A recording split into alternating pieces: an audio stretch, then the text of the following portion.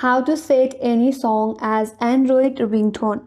Hi everyone, this is Kate and I'm back with another video. Now without any further ado, let's jump into this video. First of all, open up settings in your mobile device. Now under settings, scroll down and there you will find an option as sound and vibration. Navigate to that. Now under this page again scroll down. Now you have to choose your SIM card where you would like to change or set any song. Here I'll go with my first SIM card and tap on it. Now from here you can choose any ringtone that you would like to set. But to add any song, at the bottom of this drop down box there is an option as add ringtone, tap on it. Now to add a song from your device, tap on the three line icon from the top left corner, then go to audio.